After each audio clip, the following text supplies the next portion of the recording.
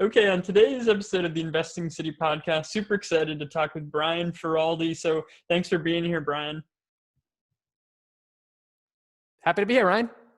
Awesome. So let's talk a little bit about your background. I know you're really involved with the Motley Fool community, especially on live these days. So I'd love for you to talk a little bit about your investing background and how you got involved with the Fool.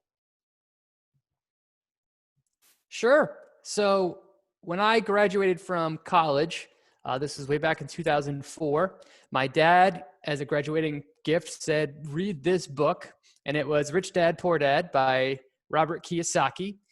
And I just inhaled the book. I just loved it. It was the first time in my life that somebody else said that you can become rich. You're in business for yourself. It just introduced so many concepts to me that I'd never heard before. And while I really disagree with a lot of the investing things that happen in the book, that kickstarted a love of investing and just the idea that ordinary people with ordinary salaries can do extraordinary things if they trained their mind a certain way. So that led me to read every book, every blog, every podcast, anything that had to do with money, personal finance, or investing. And that's really how I spent. The topic was just so engrossing and exciting to me that's really how I spent a lot of my free time. Gradually, that led me to discover the Motley Fool and Fool.com. I finally became a paying member somewhere around 2009 time period, which was, right in the depths of the Great Recession. I was investing. I was buying and selling things before then, and I was actually really into mutual funds prior to that, and learned a lot about that along the way. But I basically spent all my free time learning and reading about investments. And in 2015, I was afforded the opportunity to become a writer for the Motley Fool and haven't looked back since. Yeah, that's awesome. I love how you talked about at the beginning the idea of training your mind. I think that's really interesting. Like, can you just talk a little bit more about what that means? Sure. I mean, when you really study entrepreneurship, business, or just the principles of how money works, it's much more about your mindset than really anything else. I mean, your mindset determines in so many ways your actions and the way that you think about things. And if you can train yourself to think over a long time period as opposed to a short time period, you just make decisions differently than if you didn't think that way. However, humans aren't programmed naturally to think long term. We're biologically programmed to think about right here, right now. And because of that, we often make terrible decisions that feel good or sound good in the short term, but really are destructive to ourselves in the long term. So that's what I mean by developing and training yourself to think long term. If you can do that, you will eat different foods. You will do different things with your money. You will save. You will invest. You will have different relationships. You will treat other people differently. All of those things, when compounded over time, just make a dramatic difference in your life. But it all starts with training your mind to think differently. Yeah, I love that. I think that's super important, something that's not talked about enough, that just getting the right mindset.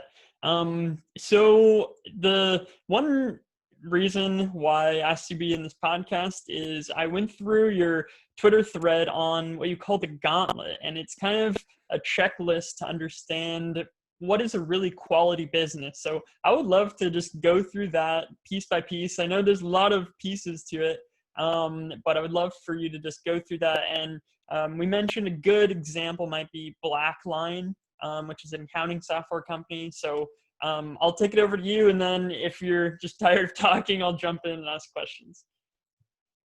Sure. So as I said, I've been buying and selling stocks basically since I graduated from college. So that's been about 16 years now. In the first couple of years, I had no education and I had no idea what I was doing.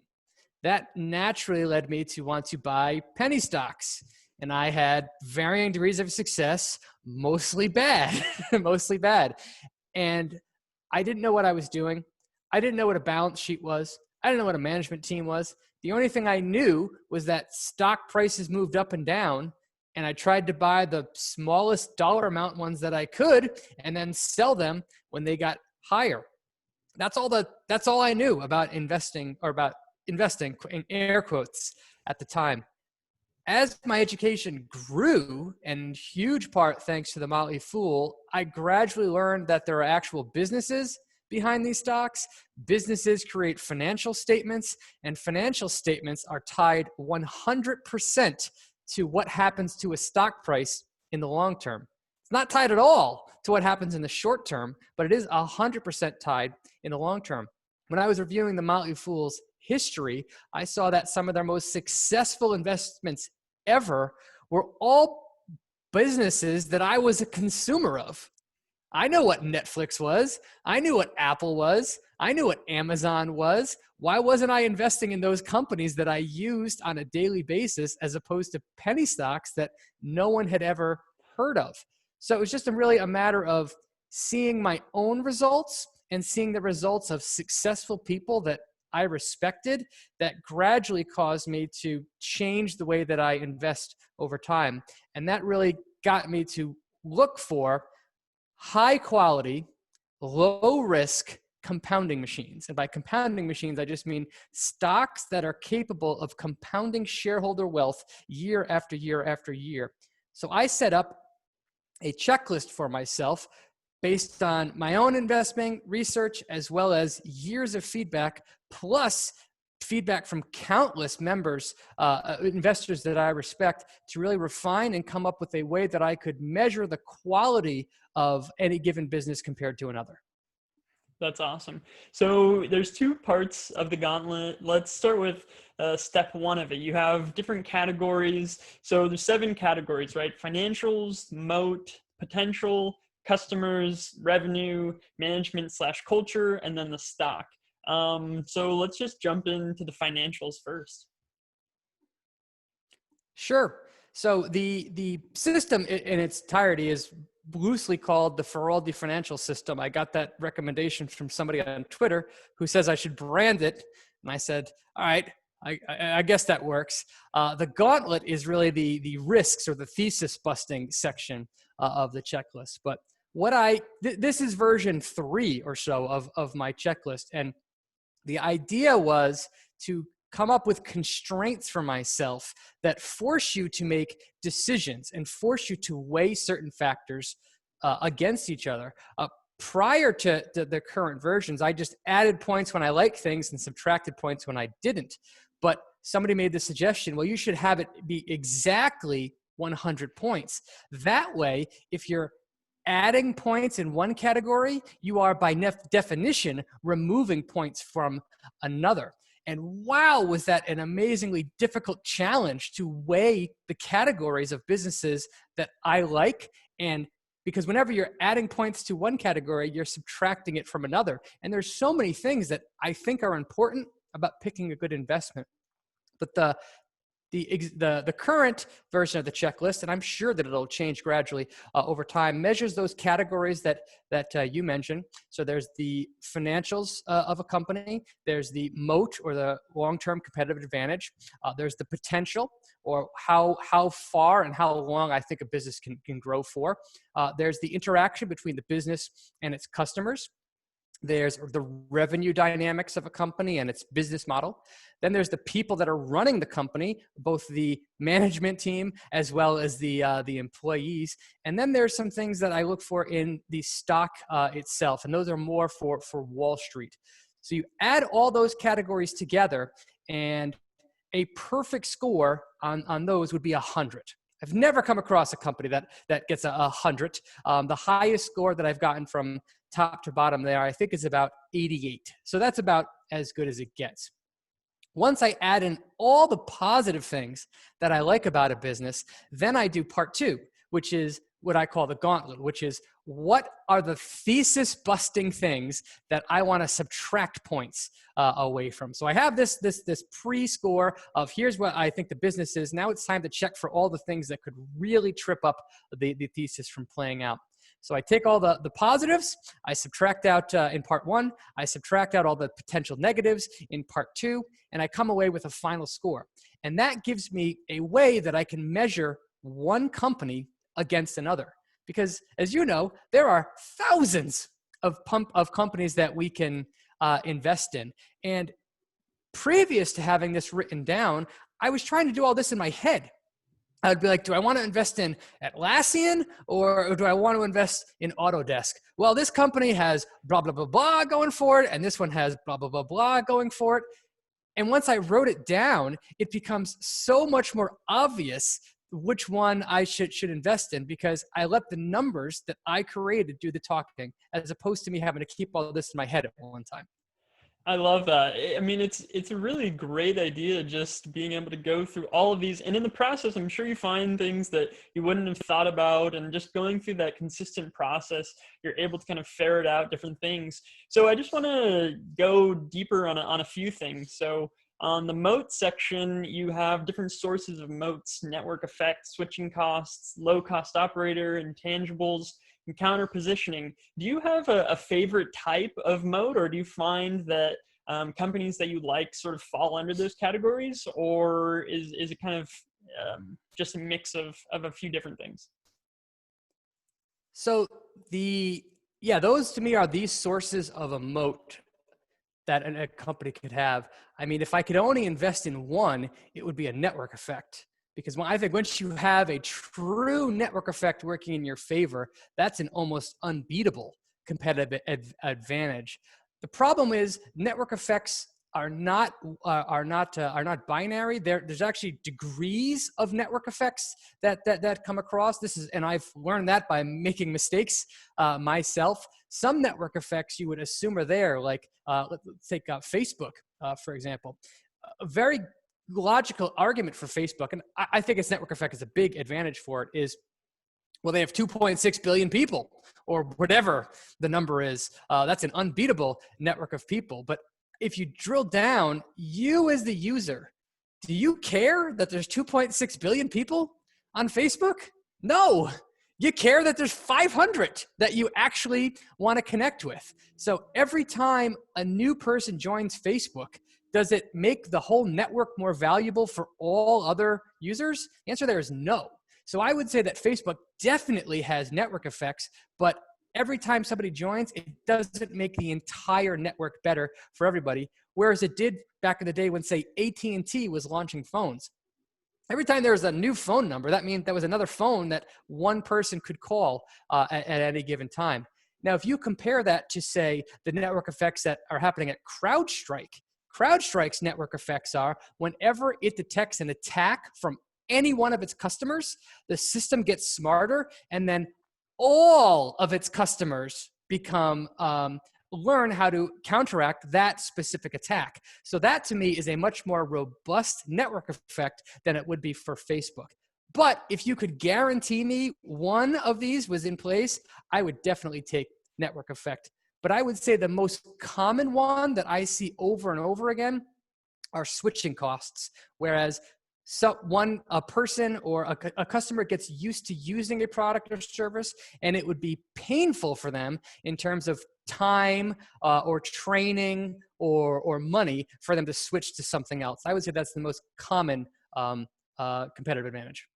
Yeah, really interesting detail on sort of the gradients of network effects. I think that's a great way to think about it. Another one I want to talk about on this checklist is optionality. So on each category, you give like the subcategories different points. And optionality, I believe, is the highest number of points. So I would just like you to talk a little bit about how you think through optionality and just a little bit more on that. In any one category, the moat is the one that has the most potential points. If a company like had a really strong network effect or really high switching costs, the most points that it could get for the moat would be 15 out of 100. I think it's that important. But the beyond the moat, the optionality is the thing that I prize second highest. So you can get a score of 0 to 7 on this. And as you're probably figuring out, many of these scores are completely subjective. Two people can run the same company through my list and come away with two different scores. I'm okay with that because so much of investing is subjective, but let's just throw that out there that none of these scores are perfect by any stretch. But to your point, optionality is the ability of a company to launch or create brand new products or services over time that open up new markets and new opportunities for itself. The best example of that exists today is probably Amazon. When Amazon launched in 1997, it was an online bookstore. You went there to buy books. Over time, they added on, hey, how about we do CDs, DVDs, VHS plays? How about we start doing home goods? How about we do groceries? How about we start selling kayaks? And from there, they spawned Amazon Web Services, which was a brand new business that had nothing to do with the original Amazon. And then after that, they spawned Amazon Prime, which was a brand new business that kind of was part of their core. And what else is Amazon working on today? What other markets is Amazon going to enter in the future? I have no clue, but man, does Amazon have a ton of optionality to it. And I think optionality, the things that we can't see today, are actually the things that drive huge outperformance in the long term. Like Tesla is another one. When I invested in Tesla in 2012, it had the Model S. That was the case. It had the Model S and the Roadster. What do they have today? They sell solar roofs. They sell batteries. They sell to utilities. What else could they be launching in the next couple of years that was no part of my thesis for owning the stock 8 years ago? That's optionality. And I try and look at any given company and I ask myself, does this company have a history of launching new products or new services within its core market? If the answer is yes, I'll give it 4 points, roughly 4 points out of 7. If a company has a history of launching new products or services in completely new industries that have nothing to do with the core market, I'll give that a 7. So it's a subjective number that I use to say, does this company have the potential to have multiple futures or multiple ways to win? It's really interesting.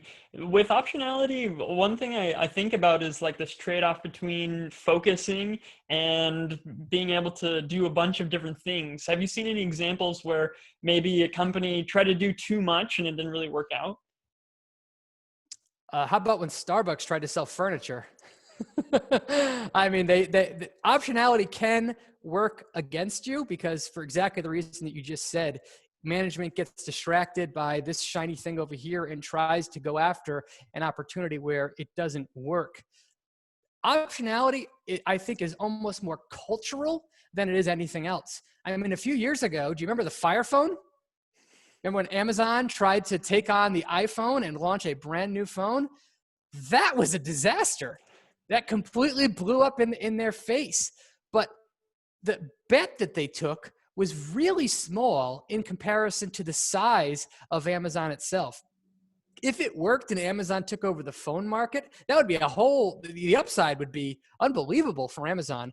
It flamed out and became just a write-off for the company that went to zero. But I love that Amazon took a shot, and that particular one didn't pan out. But Jeff Bezos has said this multiple times. If you think the Fire Phone was a big disaster, wait till you see what we have coming next. I mean, I love that spirit of we are willing to fail because we generally want to be innovative. So can it be a distraction? Sure.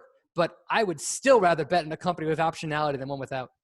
Yeah, that's really great. So before moving on to the gauntlet, I want to talk a little bit about how you kind of came to the number of points in each category, because you mentioned it's pretty subjective, and then each point you give to one category, you implicitly are not giving a point to the other. So how did you actually decide like 20 points for moat and 17 for financials? Just a little bit on that would be awesome. It was just a matter of writing it down and then assigning them points, and then asking myself deeply, what matters more? To your point, number one is moat. That's 20 points in total out of the 100.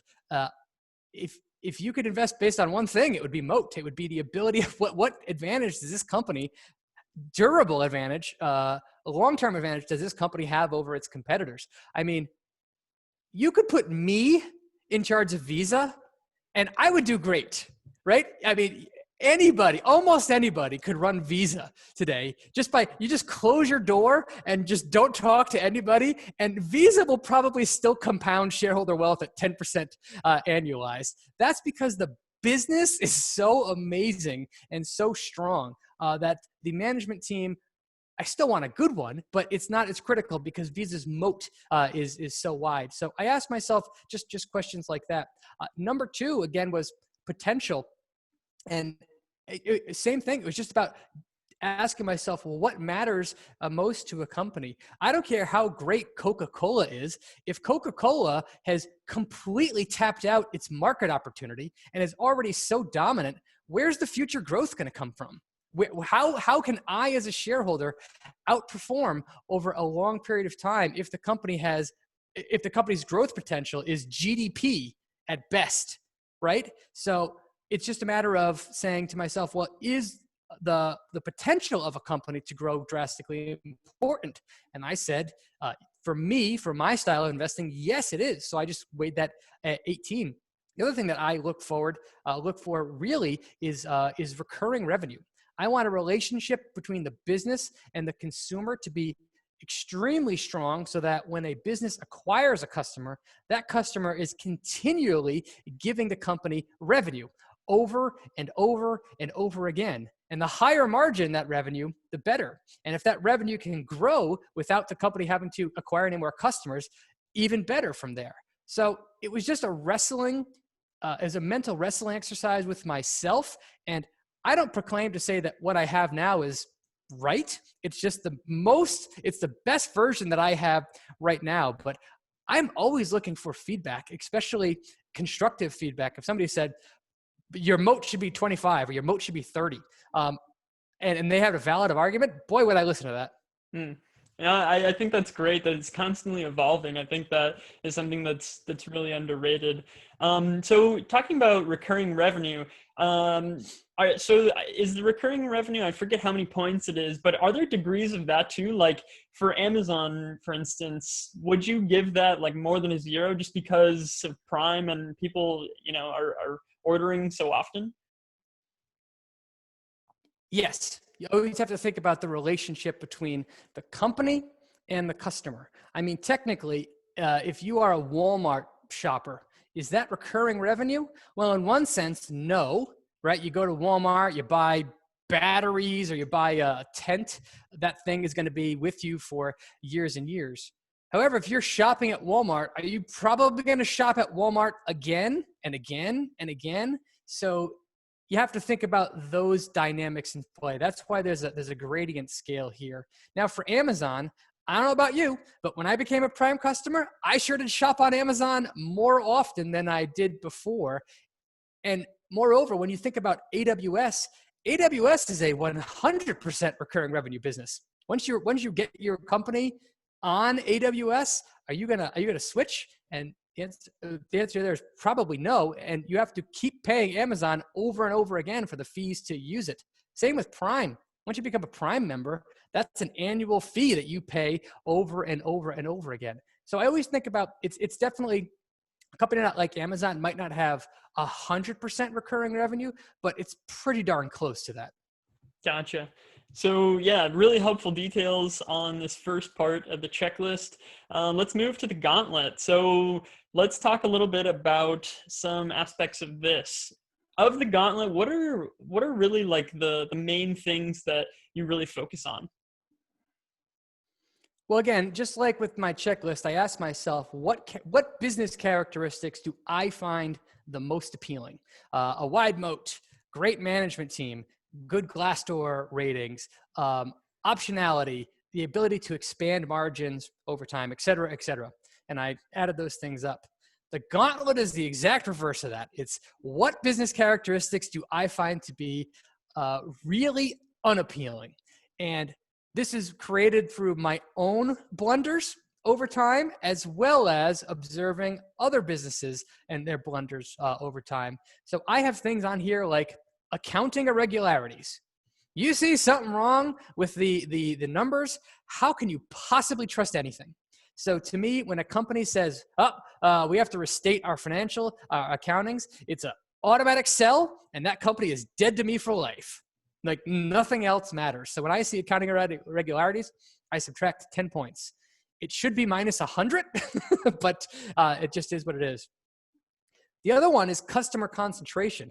And man, did I wish I knew this earlier in life, but some companies depend on just a handful of customers for the vast majority of their revenue.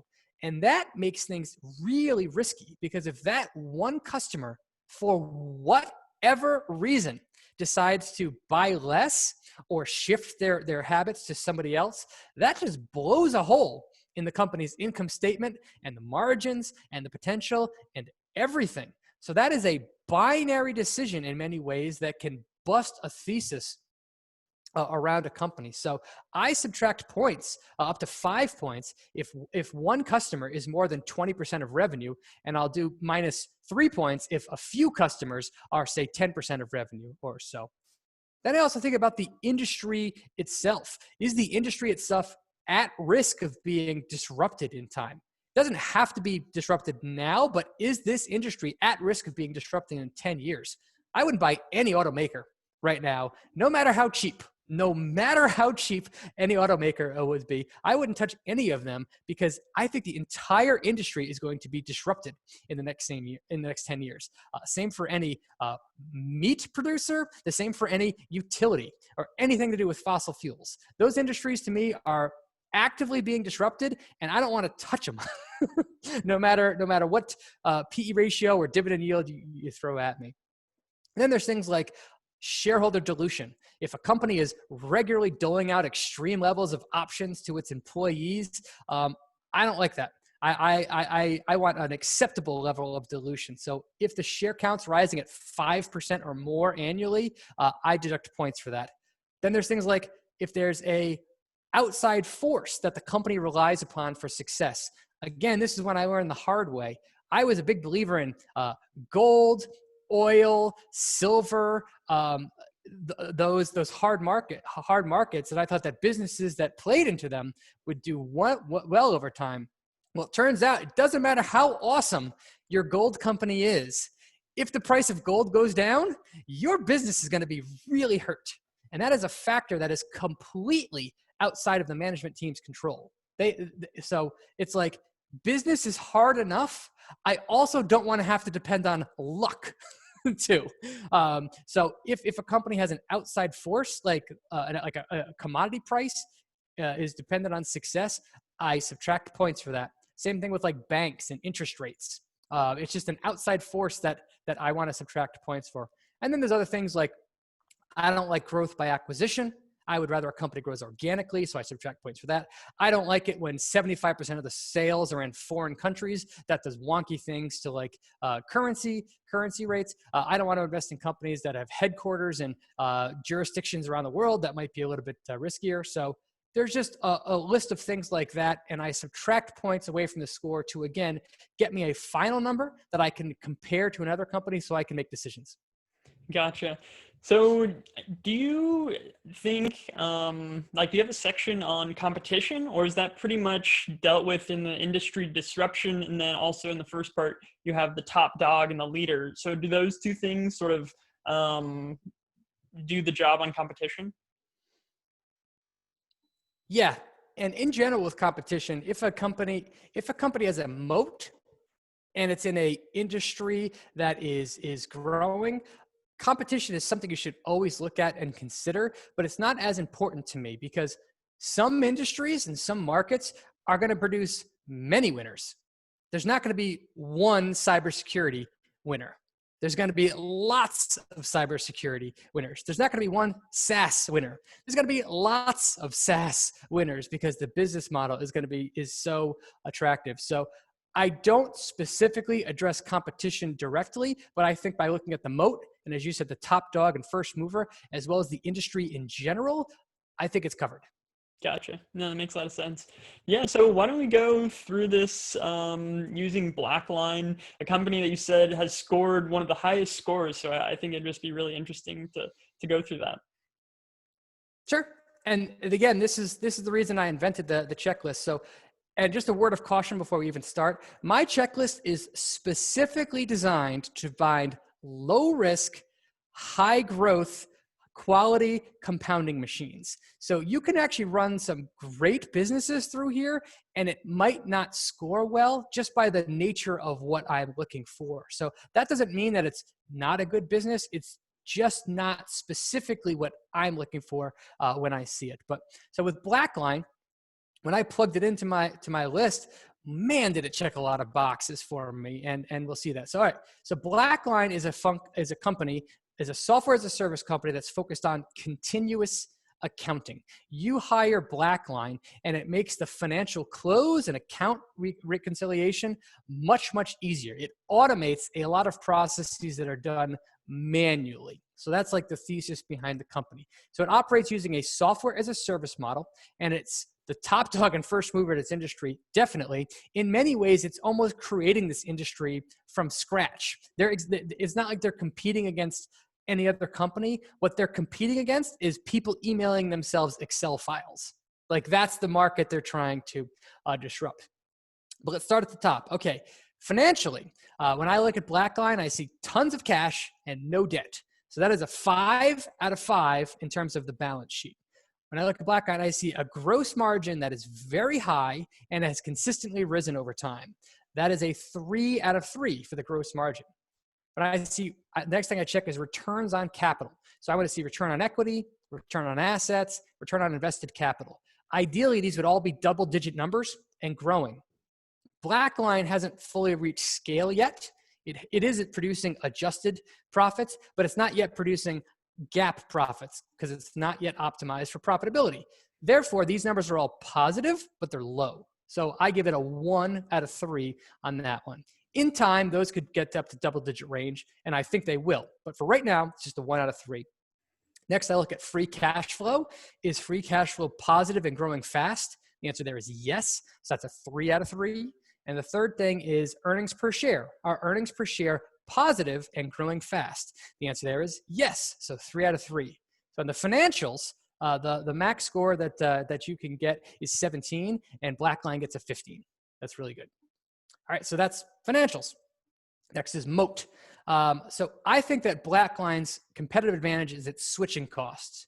Once you get Blackline into your system and your accounting department gets used to training on it, you are going to be loath to switch to another provider. And Blackline has all kinds of software integrations with other leading software products that makes it easy to pass data back and forth.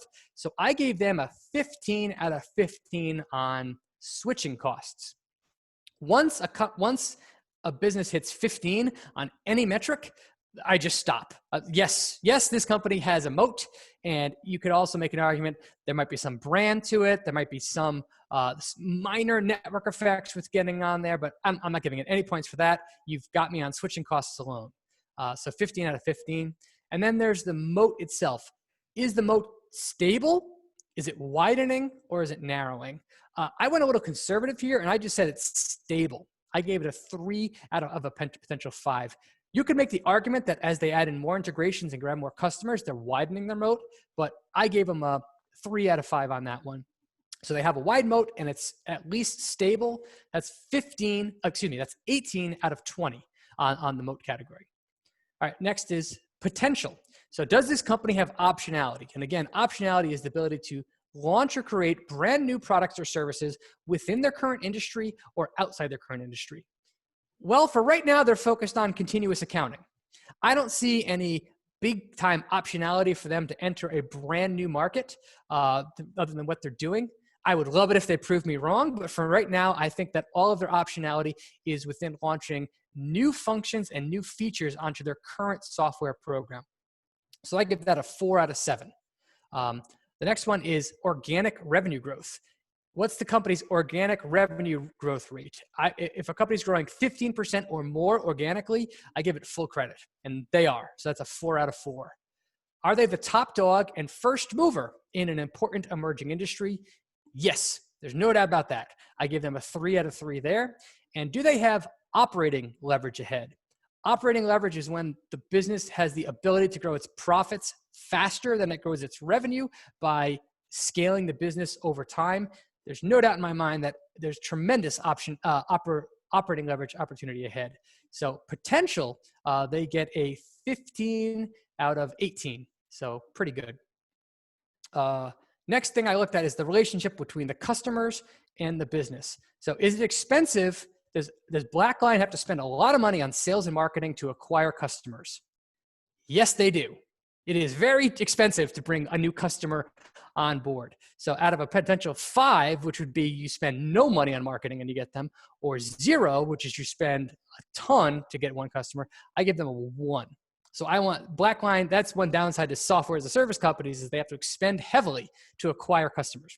However, once they become customers, their demand is pretty much recession proof, right? If a recession comes along, they're going to kick Blackline out. No, that's one of the benefits of software as a service companies, or at least good ones. So I give them a 5 out of 5 on there. So when it comes to customers, Blackline is a 6 out of 10. The next thing I look at is revenue recurring? Definitely. That's a 5 out of 5. Is there pricing power? Could Blackline increase prices by a few percent each year, and would customers defect? I doubt it. I think that once you get into their offering, you're going to stay with them. So I also gave them a 5 out of 5 on that. Up next is management. Who's the CEO? Well, for a long time, the founder was the CEO. Her name is Therese Tucker. She has since moved on to become the chairman of the board, and she hired somebody to be the CEO. However, she is still involved. She's on the board of directors, so I'm still giving her full credit for being involved in the company. I love it when founders are running the show. If not a founder, I want the CEO to at least be a long tenured, 10 plus years at the company is ideal. That's a 4 out of 4. Inside ownership here is very high. The CEO, because the founder is still involved. That's a 3 out of 3. The company gets good Glassdoor ratings, not perfect, but good. So that's a 3 out of 4. And the fourth thing I checked there is the mission statement. I want a mission statement to be simple, inspirational, and optionable. Blackline gets a 2 out of 3 for me there. So that's a total of 12 out of a potential 14. Finally, we're almost done here. Finally is I look at the stock itself.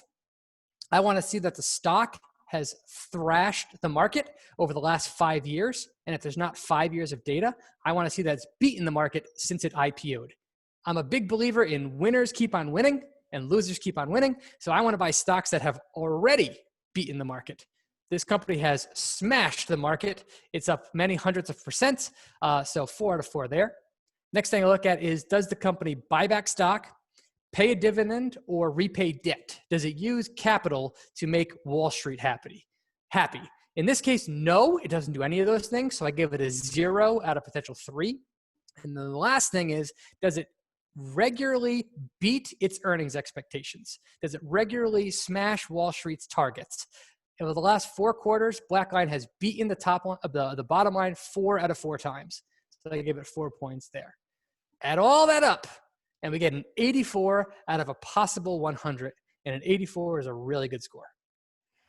Well, great. Thank you for going through that. Really interesting. And I love that you talk about Blackline. It's, not maybe a household name, continuous accounting, something that a lot of people other than a controller of a company probably doesn't think about a whole lot. So that's really helpful. And then how many points were against it in the gauntlet? So that's up next. So we have our 84. That's like all the good things. And an 84, again, is a really good score. So then I go down the gauntlet. Okay, number 1, any accounting irregularities. Boy, would that be an embarrassing thing for an accounting company. So 0. And the best that you could do here is 0. That, like a 0 is a really good score. Number 2, Is there any customer concentration? Blackline has thousands of customers, and no customer is more than 1% of revenue. So good. So that's a 0. Number 3, is the industry being disrupted, or could it potentially be disrupted? I actually think Blackline is a disruptor in the industry. It's not being disrupted. So that's a 0. Number 4, are there any outside forces? Does it need a strong economy? Does it need a high stock price, interest rates, commodity prices, any of that stuff? Nope, none. That's a 0. Number 5, is it a big market loser? Has it lost badly to the market over the last couple of years? Nope, smashed it, 0. Number 6, is there a binary event ahead? Is there some kind of patent protection that's going to come off? Is there some kind of legal ruling that's going to go against the company? Is there some court case that the company could lose that busts the thesis? Nope, none of that, 0. Number 7, is the dilution extreme? I consider extreme dilution greater than 5% annually due to stock-based compensation. If it's between 3% and 5%, I'll deduct 2 points. If it's more than 5%, I'll deduct 4 points. And if it's less than 3%, I'll deduct 0 points. In Blackline's case, their dilution is less than 3% annually, so that's acceptable, 0 there. Number 8 is the company's growth through acquisitions, or is it all homegrown? All homegrown. This is all organic growth we're talking about, 0 there. Is the company's financial statements overly complicated? Like, do you have to have a CFA to understand what this company is talking about? The answer there is no. They're pretty straightforward financial statements, so I give it a 0. Whereas a company like Solar City, when that was public, it made my head spin to try and understand if that company was doing any good or not. Number 9, are there antitrust concerns? This is mostly for the Visas, MasterCards, Amazons, Googles, Facebooks of the world. No, there's no government agency calling for Blackline to be broken up. That's a 0. Is there any headquarter risk? Blackline is headquartered in Los Angeles, 0 risk there. And finally, is there any currency risk? That's a 0 because Blackline, the vast majority of Blackline's revenue is done in America. So Blackline gets all zeros across, which means its final score is 84. On my system, anything over 80, I ask myself, why don't I own this stock? Like, it's that good of a score. They're very rare. So 80 is always a, man, do I need to give this company a hard look. If it's between 70 and 79, it's in my investable range, and I would bless buying it. I might not own it for whatever reason, but it's in my investable range. Anything below 69, I almost never buy unless there's something really special that I'm excited about, or the potential is especially huge, for example. But this is why I created the checklist. It's like, if a company gets a 62, that doesn't mean it's a bad company, but there are companies that get 80s. Why wouldn't I just put my capital behind the ones that have 80s? So that's Blackline top to finish. And hopefully you see why it's such an awesome company. Yeah, well, thank you so much for going through that. Very impressive that there's no points against it. It went through the gauntlet with flying colors. So yeah, really appreciate this, Brian. I think it's super helpful for listeners. I mean, definitely for me, just going through your checklist. And I think it's amazing what you've done and iterated on it over time. So don't want to take up too much more of your time, but just have a closing question for you. So do you have any daily habits that have got you to where you're at right now? Learning, nonstop learning. I listen to podcasts whenever I go for walks or go in the car. I watch YouTube videos every single night that teach me about science or engineering or investing or whatever. And being on Twitter is a wonderful place to just learn. So as long as your habit is continuous learning, I think you'll do great in life. So I would love to talk to you about that a little bit more. So do you think that you have to, like, if you were trying to make somebody curious, do you think you can cultivate curiosity, or how do you teach that? Or is it kind of just in you? I think everybody is inherently interested in something. Like, I have family members that love fishing. They foam at the mouth at the idea that they are about to go fishing. But if you talk to them about the stock market, they would not care at all. So I always try to relate it to everybody is interested in something. And as long as you're continuously learning about that something, you'll probably do great. Now, there's some categories that everybody has to learn about no matter what. One of them is money. The other is health. If you're not learning about money and health, even if you hate those subjects, man, does life get harder. So it really helps to be just naturally interested in maintaining good health or learning about money. But I don't think that you necessarily have to become intensely focused on either of those categories to do great in life. As long as you're continuously learning about things that interest you, I think that's what's important. That's awesome.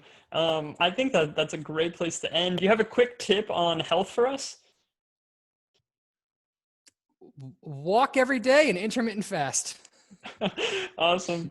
Well, thanks so much, Brian. Really appreciate you coming on. Awesome to meet you, Ryan.